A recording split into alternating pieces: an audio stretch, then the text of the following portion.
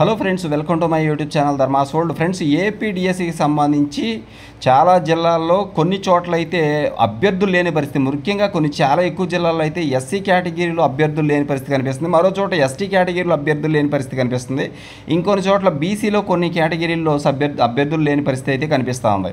ఇక్కడ మీరు గమనించినట్లయితే 56 ఉపాధ్యాయ పోస్టులకు అభ్యర్థులు అయితే కరువు, అంటే అభ్యర్థులు దొరకడం లేదా అభ్యర్థులు లేరని చెప్పేసి మనకు అర్థమవుతుంది. ఇక్కడ కర్నూలు జిల్లానే తీసుకున్నట్లయితే ఉపాధ్యాయ కొలువు సాధించి అభ్యర్థుల్లో రోజు రోజుకు ఉత్కంఠ పెరిగిపోతూ ఉంది. మెగా డిఎస్సి కింద ఉమ్మడి కర్నూలు జిల్లాలో 2678 పోస్టులు భర్తీ చేయనున్నారు. అయితే 49,470 మంది అభ్యర్థులు పరీక్ష రాయడం జరిగింది.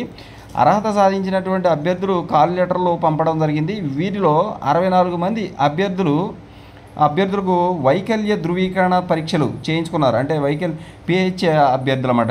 వీళ్ళకి ధృవీకరణ పరీక్షలు చేయించుకోవడం జరిగింది. వీరితో పాటు 2525 మంది పత్రాల పరిశీలన కూడా పూర్తి అయిపోయింది.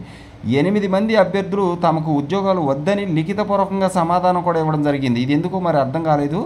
8 మంది అయితే తమకు ఉద్యోగాలు వద్దని చెప్పేసి అన్విల్లింగ్ లెటర్ కూడా రాసి ఇచ్చేసారన్నమాట. 4 అభ్యర్థులు అయితే దరఖాస్తు సమయంలో వేసిన పొరపాట్ల కారణంగా వారి పత్రాలు తిరస్కరించడం జరిగింది. ఇకపోతే 56 పోస్టులకు అభ్యర్థులు లేరని చెప్పేసి తెలుస్తూ ఉంది.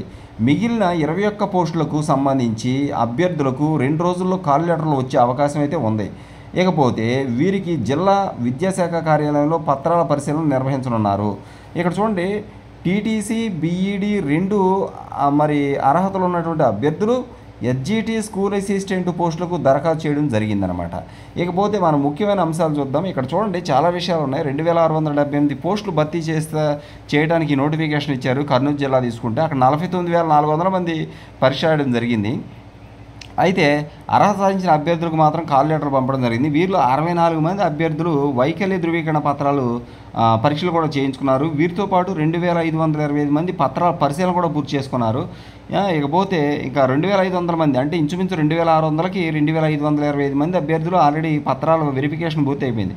8 మంది అభ్యర్థులు అయితే తమకు ఉద్యోగాలు వద్దని లిఖితంగా రాసి ఇచ్చేశారు. 4 అభ్యర్థులు అయితే దరఖాస్తు సమయంలో చేసిన పొరపాట్లకి వాళ్ళ పత్రాలు తిరస్కరించడం జరిగింది. ఇకపోతే మిగిలిన 56 పోస్టులకు అభ్యర్థులే లేరని చెప్పేసి తెలుస్తుంది. మిగిలిన 21 పోస్టులు ఏవైతే ఉన్నావో ఆ పోస్టులకు సంబంధించినంత వరకు 2 రోజుల్లో కాల్ లెటర్లు వచ్చే అవకాశాలు ఉన్నాయి.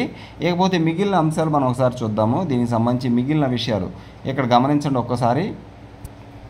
రైట్, ఒకే అభ్యర్థి 2-3 పోస్టులకు మరి అర్హత సాధించిన వాళ్ళు కూడా ఉన్నారు. 2 పోస్టులకు అర్హత సాధించినటువంటి అభ్యర్థి 1 పోస్టు మాత్రమే ఎంపిక చేసుకునే అవకాశం ఉంది.